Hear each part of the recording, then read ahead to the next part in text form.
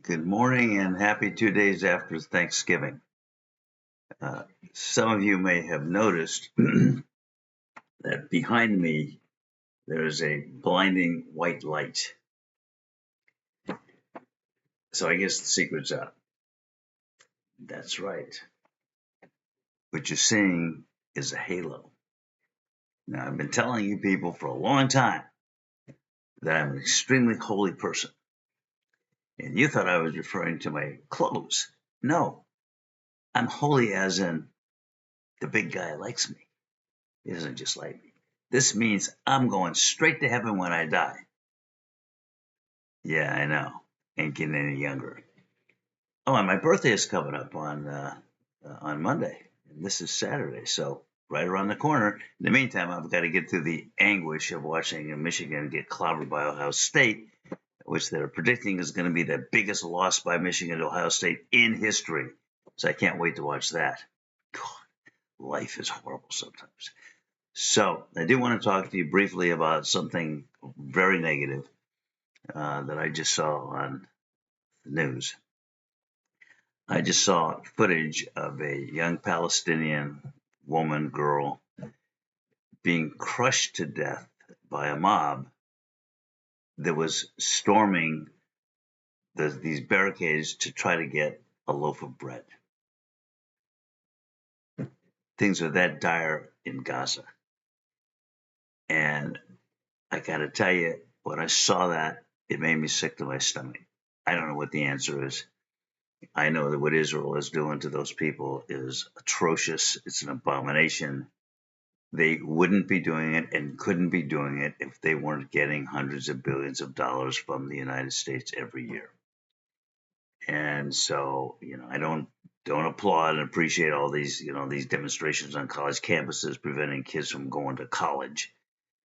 But I do feel their anger, their horror, their pain, and just an overwhelming sense of sadness when I see what's going on over there. And those of you who are like, I can't live anymore because Donald Trump is president. Well, imagine what it would be like if you were living in Gaza and you didn't have anything to eat and you had to storm barricades where people were being crushed to get a loaf of bread. Then you'd have some reason to be sad. So count your blessings. But I just hope that at some point in time, the American people wake up to the fact that the only reason Israel exists, the only reason Israel is able to commit these atrocities in the name of their own security is because the American Israeli Political Action Committee pours billions of dollars into American campaigns every year, and they give equally to Democrats and Republicans, and that's the only reason that we keep pouring that money into Israel. They have I think the third largest air force in the world, built by us. All of their missile defense system built by us. Basically, their entire military hardware has been provided by us, American taxpayers, paying for it, and we keep their economy alive. And part of this, I'm not a big conspiracy theorist, but the money that the arms that we provide to Israel, guess where they come from? They come from American companies.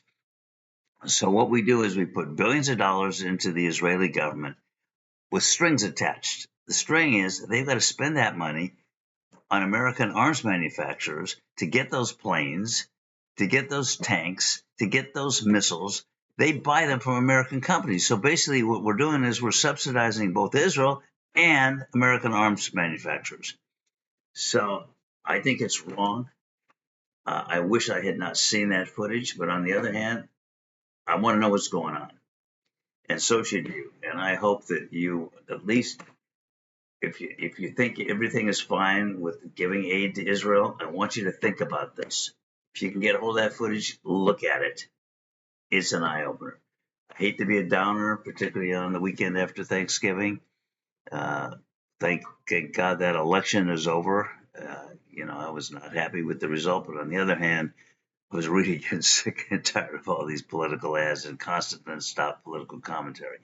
I don't watch the news as much as I used to, and it's not because I'm all offended by Donald Trump. I've been offended by Donald Trump since I met him back in Palm Beach in the 1970s. But that's not the reason. The reason is because things are rather kind of boring right now until I saw this. And like all of a sudden my eyes opened and I said, man, I was getting ready for a bad Saturday with Michigan, Ohio State.